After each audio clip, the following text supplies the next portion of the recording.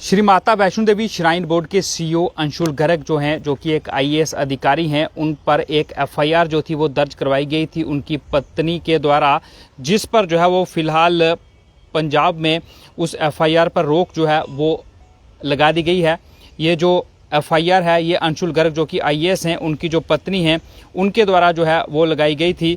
इसमें उन्होंने कई तरह के आरोप जो हैं वो अंशुल गर्ग जो कि आईएएस अधिकारी हैं, इस समय श्री माता वैष्णो देवी श्राइन बोर्ड के जो सीईओ हैं वो हैं, उस पद पर वो हैं, और उनके खिलाफ जो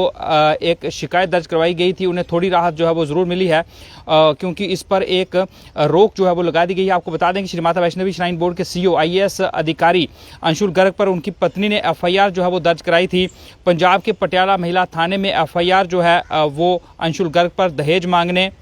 बिना सहमति के बच्चा गिराने और विश्वासघात करने की धाराएं जो है वो शामिल हैं। इन धाराओं के तहत वहां पर एक एफआईआर जो है वो लगवाई गई थी। अंशुल गर्ग ने जो है वो प्रदेश का जो उच्च न्यायालय है वहां पर एफआईआर रोक लगाने पर एक जो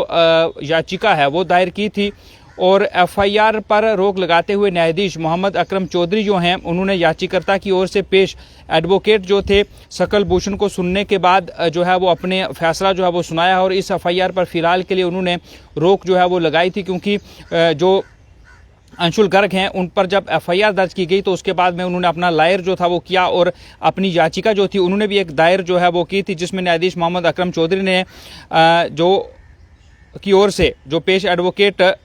सकल भूषण थे उनको सुनने के बाद उच्च न्यायालय के पास अपने जो अधिकार क्षेत्र हैं उसके बाहर दर्ज एफआईआर के खिलाफ याचिका जो है उस पर खारिज करने का उन्हें अधिकार है। लिहाजा एफआईआर पर रोक लगाते हुए अंशुल की पत्नी को 4 हफ्तों के भीतर जो हैं वो आपत्तियां दर्ज कराने के लिए कहा गया है। यहाँ पर जो अंशुल गर्ग जो कि आईएएस अधिकारी हैं, जो उनकी पत्नी हैं, उन्हें जो है वो 4 हफ्ते का समय जो है वो दिया गया है कि जो उन्हें आपत्तियां हैं वो इस पर दर्ज जो है वो करा सकती हैं, उन्हें दर्ज करवाने के लिए जो है वो कहा गया है। इससे पहले जो एडवोकेट सकल थे उन्होंने इस आधार पर एफआईआर को चुनौती दी कि अंशुल की पत्नी जो हैं वो पंजाब के एक हाई प्रोफाइल व्यक्ति की बेटी होने के बेटी हैं, जिनके पिता जो है वो पंजाब की आर्थिक नीति और प्लानिंग बोर्ड के उपाध्यक्ष के रूप में कैबिनेट रैंक जो प्राप्त व्यक्ति हैं। उन्हें यह भी बताया कि उनकी पत्नी पॉलिस्टिक ओवेरियन रिडीज पीसीओडी के कारण जो है वो गर्भधारण करने और गर्भावस्था को बनाए रखने में कठिनाई के कारण भाजपन जो है उससे पीड़ित थी, और इसकी वजह से जो है वो कला बनी रहती थी। इसलिए उन्होंने क्रूरता, शारीरिक और साथ ही मानसिक रूप से मारपीट करने के झूठे आरोप जो है वो लगाए हैं, और बताया है कि इससे उसका गर्भपात हो गया। दलीलें सुनने के बाद न्यायाधीश जो है उन्होंने फिलहाल एफआईआर जो है उस पर रोक जो है वो लगा दी है, और अब फिलहाल कहीं ना कहीं थोड़ी राहत जो है वो अंशुल गर्ग जो हैं